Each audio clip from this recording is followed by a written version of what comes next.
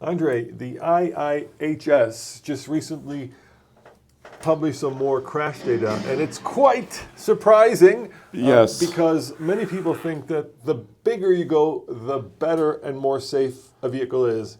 But Yes. this proves it isn't. Well, not all the way. Yeah. So I've been waiting for this for a long time because IIHS, as you know, tests every kind of vehicle, right? Pickup trucks, mid-sized trucks, small crossovers, sedans, SUVs. But they've never, until now, tested the full-size Chevy Tahoe, Ford Expedition, and Jeep Wagoneer. Those are the three main ones they tested. They did not test, as far as I can find, like the Sequoia, the Armada, and some of the other ones. But the Tahoe is the best seller of the bunch. I mean, they sell about 100,000 of them every year. Now, IIHS stands for Insurance Institute for Highway Safety, and it's an organization that was put together by the insurance companies. So they are sort of kind of quasi-independent, but they're not a governmental organization. No. But they have been doing crash testing for a long time. So let's jump right into it. And how did these big boy SUVs do in the crash test? So one stands out in a good way, Okay. and one stands out in a bad way. Now let's keep in mind this kind of overlap crash is a very difficult test, because what you're doing is you're running into a barrier, and it's meant to simulate potentially a head-on crash with another car on the road.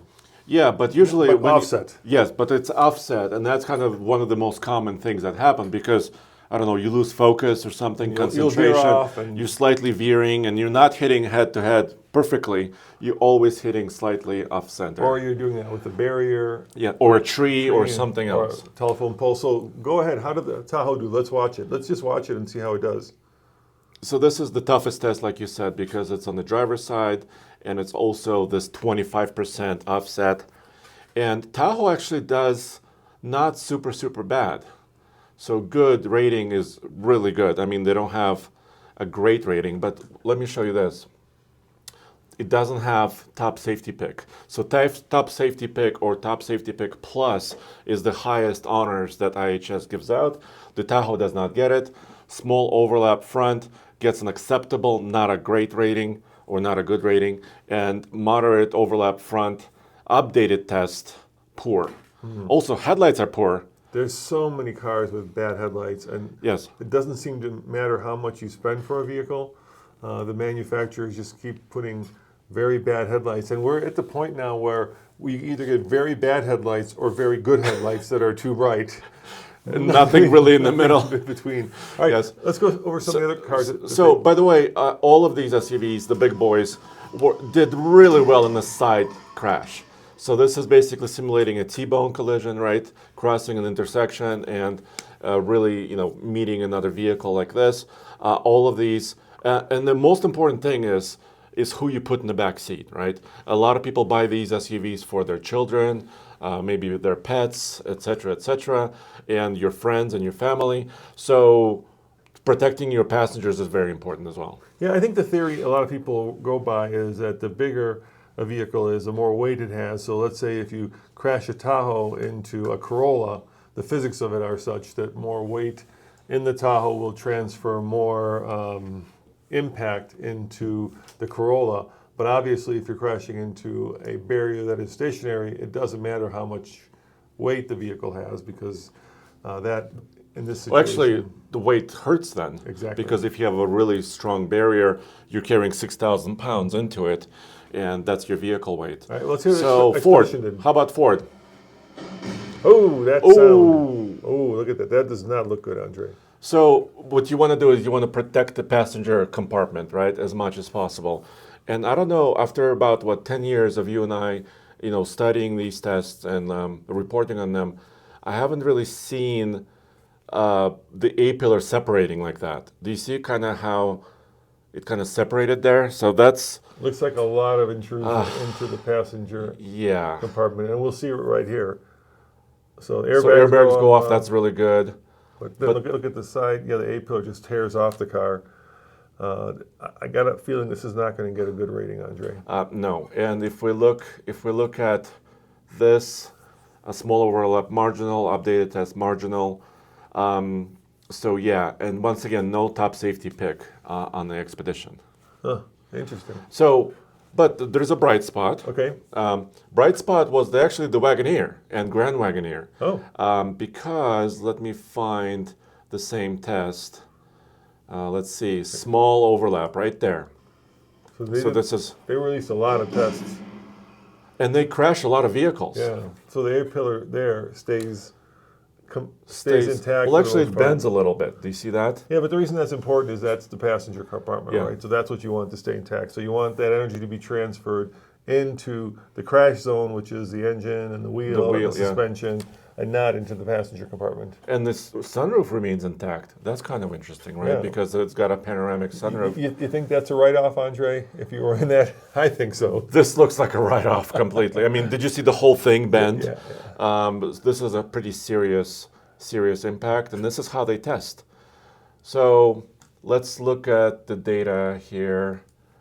Top safety pick. Wow, congratulations. So congratulations, Wagoneer. Wagoneer actually squeaked in. Also had good headlights. By the way, they do it by trim. You know, some of the upper trims may be different from the basic trims. So the basic trims of the Wagoneer got acceptable, and the top trims got good rating on their headlights. They also test passenger crash avoidance. Basically, pedestrian. Avoidance. Pedestrian avoidance and pedestrian detection. Oh, now we're seeing a Subaru. And most of these vehicles did really well with pedestrian detection and pedestrian avoidance. So that's really good. The Europeans have very strict rules on that. We seem to not be so concerned about pedestrians for some reason because we have all these lifted trucks from the factory. Trucks with like big bulbous noses, like the Cybertruck, but that doesn't necessarily mean that it's dangerous. It's really the height of the hood as opposed to, the size or the shape of the hood. So what are we looking at here? That's another Tahoe. Another Tahoe? Another Tahoe, but the impact is a little bit more centered. Uh-huh. So this is not quite as an extreme test. Yeah, the wheel didn't fall off. But I just wanted to show that IIHS buys several of these. So not just one, right? So they crash like 2 or 3, or maybe sometimes more, and they use their budgets for this. So obviously, like you said, independent insurance company funded budgets. So you think they have like a website, slightly damaged Wagoneer on auction? On auction needs a little bit of a spit and shine. I think it's beyond that. You think it's straight to the junkyard? This is beyond. Did they do any other new cars, or is this mainly it? So, no, this is all about full-size SUVs. Right, okay. And by the way, like I said, GM has a control on this segment, right? If you look at Chevy Tahoe, GMC Yukon, Cadillac Escalade, they have like 60 or 70% of the market, right, for full-size truck-based SUVs. So this is very important. And it's also important, dude, because Tahoe is being redesigned this year, right? You and Tommy saw it. Yeah, and Wagoneer is brand new. Wagoneer is brand new. The Ford Expedition is being redesigned this year as well with a facelift. So hopefully they're doing something to actually improve them slightly for crash protection. Well, there you have it, guys. If you want to go check out, and I find this fascinating, crash tests, just head on over to the IIHS YouTube channel. Yes. And you can see full results because I think, we put the most important thing in our lives in our vehicles, and I'm talking about our loved ones, our pets. And so, to me, this has always been one of the most important features of any new car. And I think a lot of people use this criteria when they're buying a car because they know that, one day in the hospital could be as much as the cost of the vehicle. Yes. And that's not an exaggeration. No. So, as always, head on over to alltfl.com for the latest and greatest news, views, and real-world reviews. And we'll see you next time. Ciao. Thank you.